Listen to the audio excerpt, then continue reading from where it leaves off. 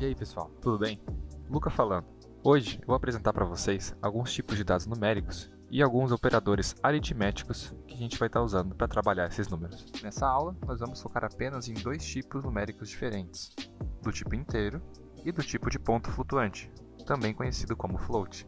Diferente de números do tipo float, os números inteiros eles não possuem nenhuma precisão após a primeira casa decimal, significando que nunca vamos encontrar um número inteiro fracionário. Por exemplo, se perguntarmos para o nosso programa se 2 é um número inteiro, ele vai nos dizer que é. Porém, ao perguntarmos se 2.0 é um número inteiro, ele diz que na verdade é um número do tipo float. Números que possuem um ponto decimal separando a parte inteira da parte fracionária são conhecidos como float. Por isso a distinção entre 2 e 2.0.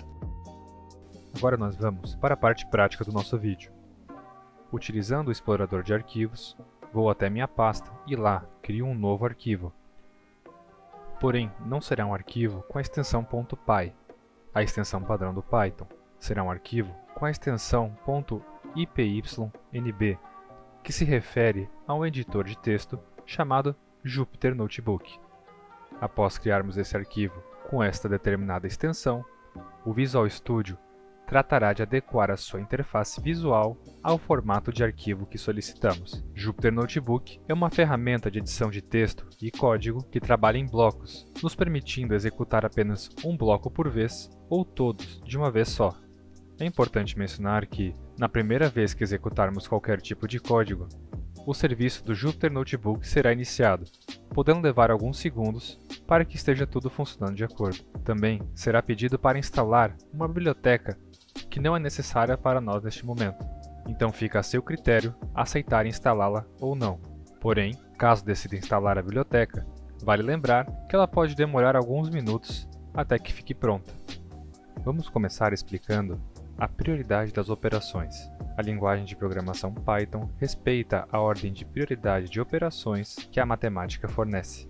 Ou seja, sempre serão realizadas primeiro as operações que tiverem dentro de parênteses, logo em seguida o processo de exponenciação, seguido da multiplicação e da divisão, e por último, com o menor nível de prioridade, temos a soma e a subtração. Agora vamos de fato aos operadores aritméticos. Nós vamos seguir o grau de prioridade de execução, como definimos agora há pouco. E também vamos dar um exemplo desta prioridade na prática.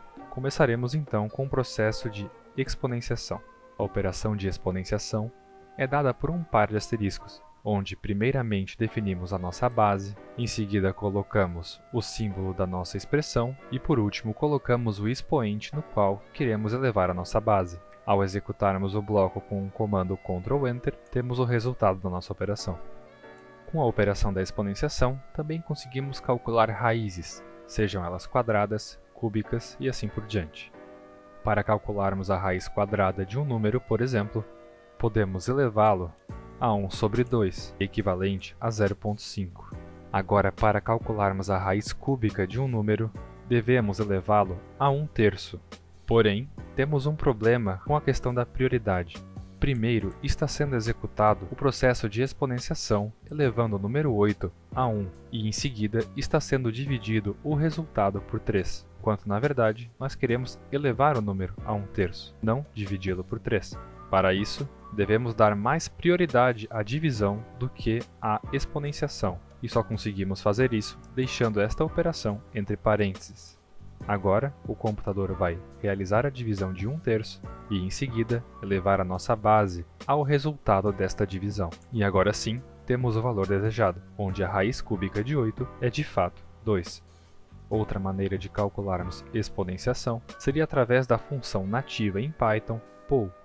A função poll funciona de maneira com que colocamos a base e o expoente separados por uma vírgula, e esta função automaticamente nos retorna o valor dessa exponenciação, no nosso caso 2 elevado a 3, que resulta em 8.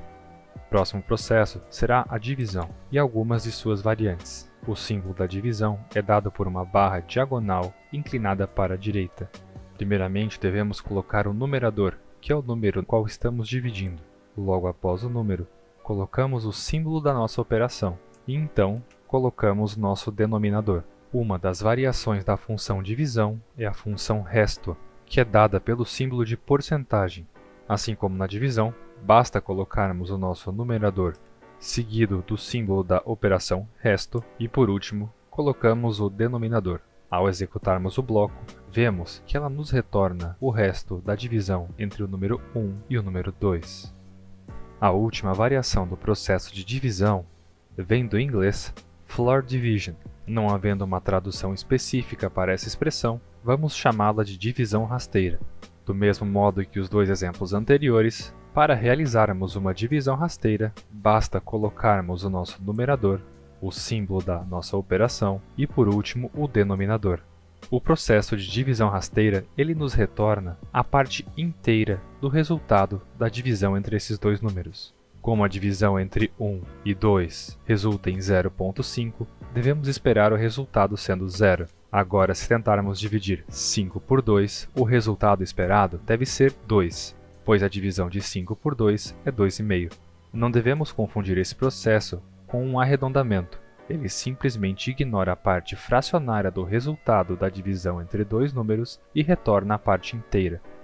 Dentre as operações aritméticas, ainda temos a adição e a subtração. Em Python, o símbolo da adição é o sinal convencional de mais. Então, assim como na matemática que vemos na escola, para somar dois números, basta juntá-los com o sinal de mais. Por exemplo, somando 7 mais 8, devemos esperar o valor 15.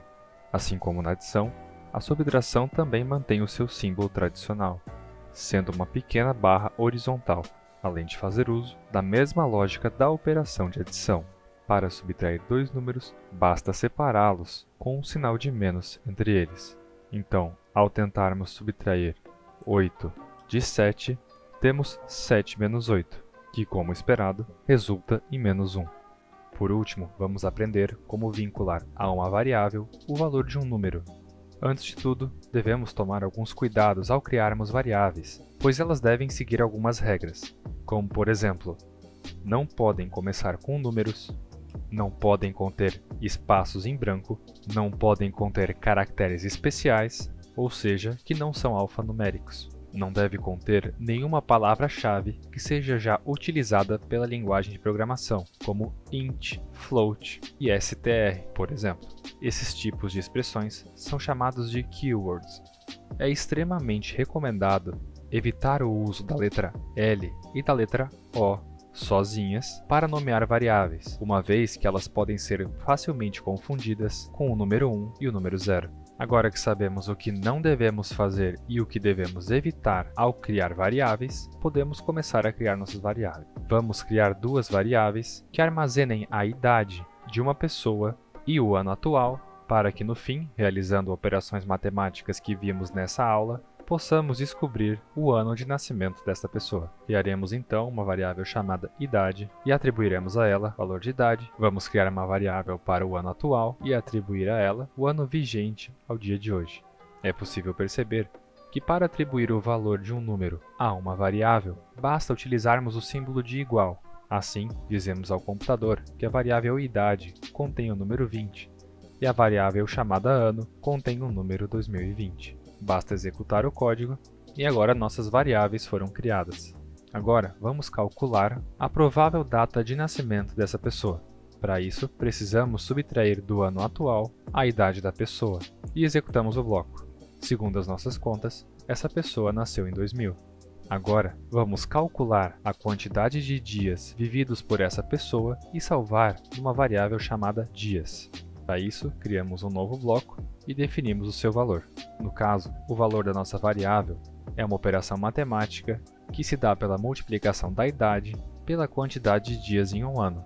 Quando executamos o código, o computador já realizou a multiplicação da idade pelos dias num ano e atribuiu à variável dias o valor dessa operação, mostrando que, segundo o nosso código, esta pessoa viveu 7.300 dias, o que está correto. Bom, com isso nós finalizamos a nossa aula de hoje. Eu vou ficando por aqui e até mais.